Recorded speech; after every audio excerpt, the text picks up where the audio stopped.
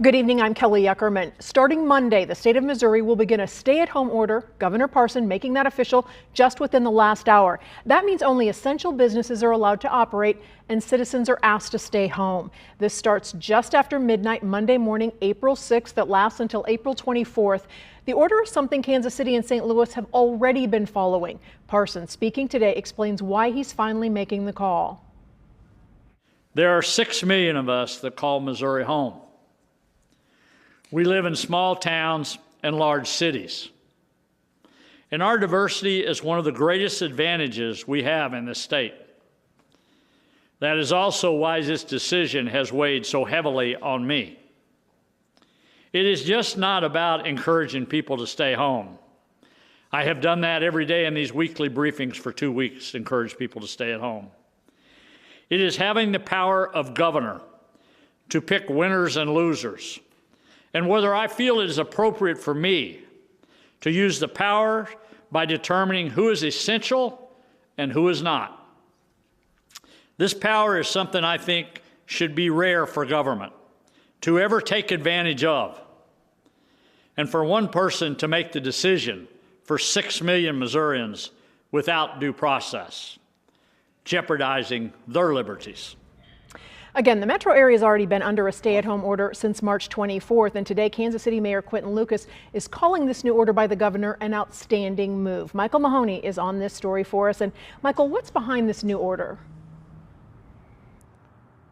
Well, as the governor said in his news conference, Kelly, the situation in the state of Missouri, he believes, has been changing, and he has been leaning on the public health data that he has been receiving, and that made him to make this move toward a statewide stay-at-home order here. Now, the first thing this morning, the Parson administration started making phone calls to leaders around the state, people who needed to know that this statewide stay-at-home order was going to be coming. And as you say, Kelly, Kansas City has been under a stay-at-home order for some time. It was announced on the 21st. It was put into place on the 23rd. And other Missouri cities have also been doing the same thing, notably the big area around St. Louis, as well as in Columbia and in Boone County.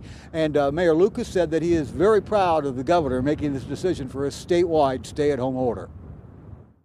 I think it will allow for more consistency, though. We've heard since the issuance of these stay-at-home orders some businesses saying, I'm living by different rules in Lafayette County versus Kansas City, Missouri versus Wyandotte County. What this looks like now is that we will have more consistency, at least throughout Missouri and Kansas, and I think that's good, largely for the public knowing how important this is. So that was the statement from the mayor after the decision was made by Governor Mike Parson for a statewide stay-at-home order based largely on the public health data that he's been receiving about the spread of the disease in Missouri. Kelly? So, Michael, what does this really change for the Kansas City area? Well, not much, Kelly. That's a question that I asked Mayor Lucas about this, and he said it is basically the same stay-at-home order that has been in place since late in the month of March here. There are some details about limiting the number of people that can be in some of these essential businesses that is in the state order, but by and large it is the same order, and a very similar order is the best way to describe it, to what Kansas City and the metro area has been under since about the 23rd of March. Kelly? All right, thank you, Michael. The Missouri National Guard is now releasing its list of possible alternate medical care sites in the metro. Earlier this week, Governor Mike Parson said the Hy-Vee Arena and the Event Center in Independence could be possible homes to makeshift hospitals. The Guard is now saying the Adams Mark Hotel and Bartle Hall are on that list as well. The Guard says the tentative design of the care facilities will provide the medical community with additional options for treatment. This is on a temporary basis during the COVID-19 pandemic. We have breaking news this afternoon. The CDC is now recommending Americans cover their faces when leaving home. President Trump saying in his daily briefing today, the recommendation is optional. The masks can be made of cloth. Medical masks should still be reserved for healthcare workers. Coronavirus cases continue to rise. Missouri has now reached the 2,100 mark. You can see that's a huge jump from last week. The state has seen 19 deaths. And here's the trend in Kansas, where there have been 620 cases and 17 deaths. Kansas City's on the front lines trying to find a vaccine for COVID-19. Some of the first local patients are being screened for a clinical trial at a pharmaceutical research firm. And tonight we talked to the principal investigator leading the trial. The Center for Pharmaceutical Research in Kansas City is among the first sites testing a vaccine for COVID-19. The FDA is fast-tracking this process, and local volunteers are already stepping up to be part of the study. The principal investigator says this challenge is like no other. I've done 800 clinical trials in the last 34 years and 100 vaccine trials. This is by far, to me, the most important trial that we've done ever. With what's going on in the world right now. This phase 1 study is looking for 30 healthy adults. 4 just came in for screening, including Mike, whose friend recently died after suffering flu-like symptoms, possibly COVID-19. He says he doesn't want to be a hero, he just wants answers. Anything I can do to help out and do my small part, that's all.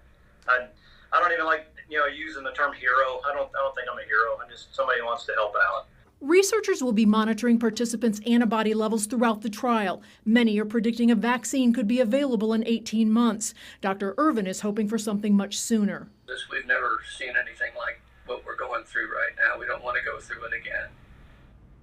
Again, this trial is for healthy adults. If those volunteers screened today are cleared for the study, they'll receive the vaccine early next week. If you're interested in taking part, I have more information on my KMBC Facebook page. You will be reimbursed for time and travel. The University of Kansas says medical students who've completed all or most of their courses and who have been matched for a hospital for residency will be allowed to graduate early. After graduation, those students will be sent to hospitals in need to help with the COVID-19 surge. Officials say help is especially needed in rural hospitals already dealing with a shortage of healthcare workers. St. Luke's Health System is now able to process COVID-19 tests in-house, allowing for a quicker turnaround on results for patients and employees. Until now, they've been waiting a couple days to get those results. The hospital system says it's currently caring for 25 hospitalized patients who have tested positive for COVID-19. Children's Mercy Hospital is changing the hours of operation at their urgent care centers. As of today, the hours are noon to 6 p.m., 7 days a week.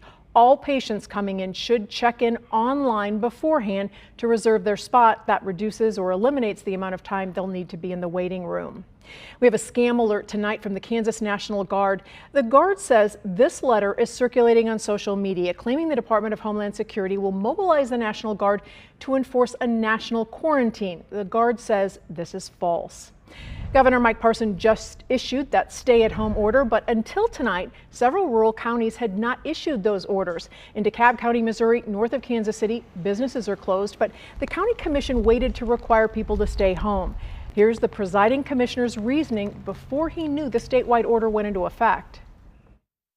We got people starting to work in fields, and the whole farming season is starting.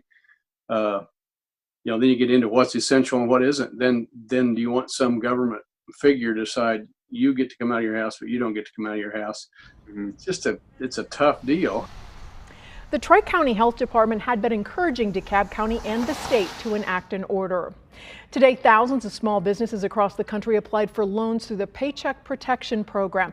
That's part of the CARES Act passed by Congress last week. KMBC 9's Bianca Beltran spoke to a local nonprofit helping clients with COVID-19 about how that loan program would help them keep going. Wave and say hi. Social distancing can be tough for some clients of the Center for Developmentally Disabled. They depend on the staff to, cook their meals for them. They depend on, some of them need assistance with hygiene, showering. They depend on the staff to pass their medications and things. So the staff is there in order to help support them in all those areas that they can't do for themselves. Connie works at the Kinbrook site, which houses 15 people with 20 staff members to support them. She says they've had to be flexible with shifts to limit exposure to COVID-19. I have staff that are working 4 12-hour shifts and then 1 8-hour shift.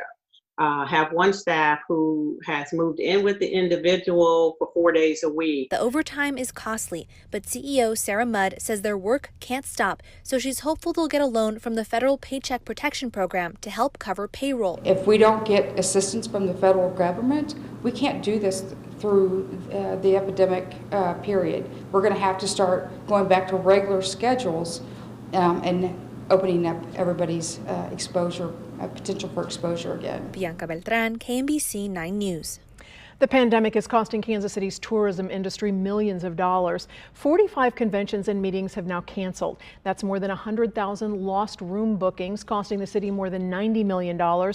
One of Kansas City's biggest planned conventions, the annual gathering of the Shriners International, is still on, at least for now, for July. It's supposed to bring 20,000 people to town. A hot meal and now a place to wash up to. D&M Plumbing donated a portable hand washing station to Thelma's Kitchen at 31st and Troost. It's Kansas City's only pay what you can donate cafe. These days, though, it's giving away food to hundreds of people. Many of them are homeless.